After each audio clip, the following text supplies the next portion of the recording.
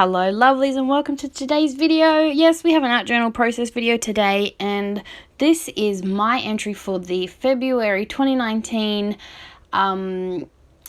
challenge on Dena, on the Dena Winkley Media Facebook page. So every month they have a prompt and you do a challenge. And yeah, it's a lot of fun. I enjoy doing it because you know how much I love my art journal, but it's always good to have a prompt to follow. And this month's prompt was love your lettering.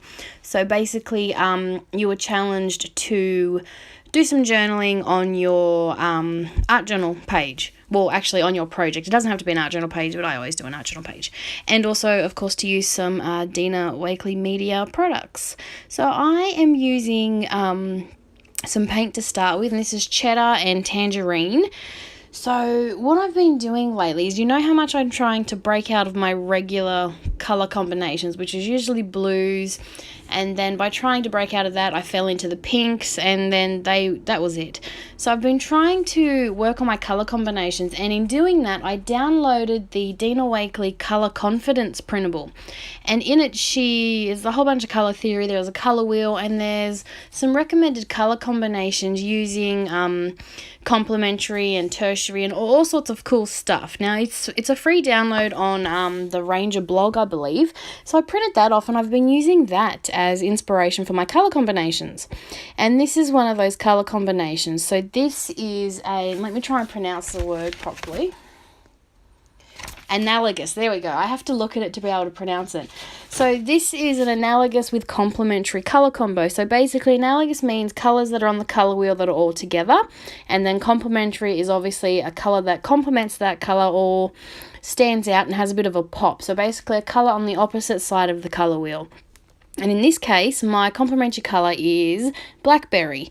So as you can see, the tangerine and the cheddar on the colour wheel are right near each other. And then the blackberry is on the opposite side. So if you do get a chance to have a look at that, it's a really good resource. The thing I like most about it is the colour wheel that it is based on is all Dena Winkley paint colours. So instead of just having a generic colour wheel, it's actually her paint colours, which makes it really much more practical. But anyway, enough colour theory. So then I did put gesso down first, but I don't think I recorded that.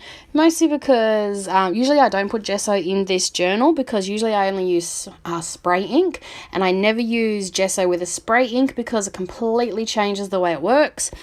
But when I use paint, I tend to use gesso. And I've actually been doing more paint in this journal so far, not much ink. This is my 2019 art journal. It is only new, so it's still nice and fresh and clean. But what I've noticed I've been doing a lot is when I do a page, on the opposite page, I'm cleaning off all my stuff. You know how usually I clean off into a different journal? I'm actually cleaning straight off into this journal, so it's going to be interesting. I've actually got a couple of pages that I've started by using extra paint and cleaning off stencils and stamps and things. So it's going to be interesting because, as you can see, they're the same base colours, but they're a little different. So I'm looking forward to using these and finding a way to make them look different to the opposite page. So stick around for that video because that's going to be intriguing. I'd really like to share with you how I'm going to do that. So I have used cleanup pages in the past, but generally I have a use it up journal. So a separate journal where I empty off all my paint, clean off my stencils, and then go and use that journal another time.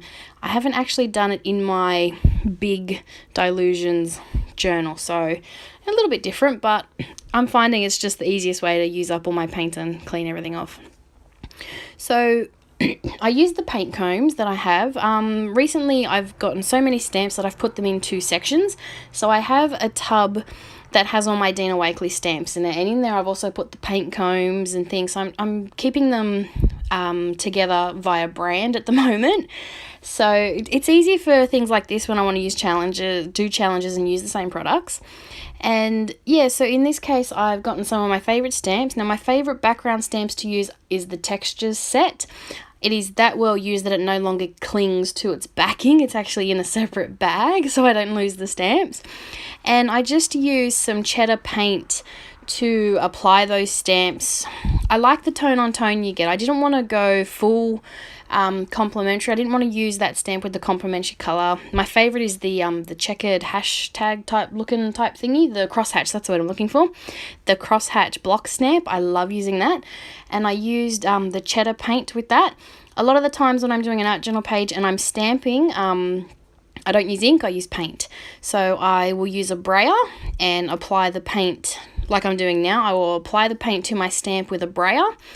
I just like the coverage it gives. I like using a brayer because I find that, one, it'll give you an uneven, irregular pattern, which I love. And also, I like using paint because it's much more opaque. Sometimes ink doesn't give the best impression. Yeah, and of course, because I've used paint in the background, it just stands out more. So that's, you know, my choice. That's what I like to do.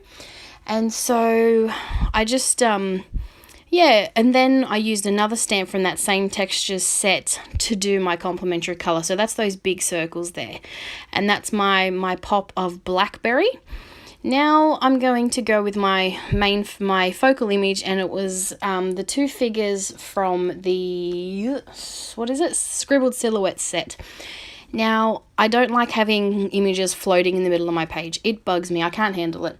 But obviously I didn't want to put them down the bottom or up the top. So what I've done is, well, to begin with, I stamped one of the Scribble text stamps thinking that would work as a base, but it didn't quite work as I was planning. So I went through my collection of gel prints, because I have so many of those, and I thought I'd collage them onto the page. So I ripped off a section, and then I'm just going to sort of like use that as sort of like a ground or a landing, or, you know, just a little strip that is grounding my figures to the page. And I'm much happier with that. And also, because of the colours on it, it is also complementary as well. So I really liked how that works. So I just basically, I got one of my prints, ripped a bit, and then just glued it to the page, and then my figures are no longer floating in the middle of my page. So that made me happy. And then I've just scribbled a border around the page, and then I'm going to add my journaling straight onto those blue strips. And yes, that's my part of the challenge done. So I'm making sure to add my journaling. I'm working on my Scribble Journaling, so it's my journaling that I don't really want to be read. So it is deliberately incredibly messy, so it can't really be read, but it still gives the look of actual words. There is a word for it, but I can't remember what it is, and I'll have to look that up and tell you next time. But there is an actual word for that technique. So yeah, so that's, I call it Scribble Journaling. So that's my Scribble Journaling. And yeah, I'm just doodling on the page a little bit. I'm trying to add some more marks on my pages here and there. So that's what that's all about. But yes, that's it for the page. So I hope you have enjoyed the video. And yeah, by all means, I hope you go and find some challenges to do and be inspired by other people's work and challenges that are out there. Oh, which reminds me, I also have a challenge, a weekly challenge, so stay tuned for that. You can look at that in some previous videos, and there also will be a new one up later in the week, so come back for that. Alright, that's it from me. Thanks for watching. Bye for now.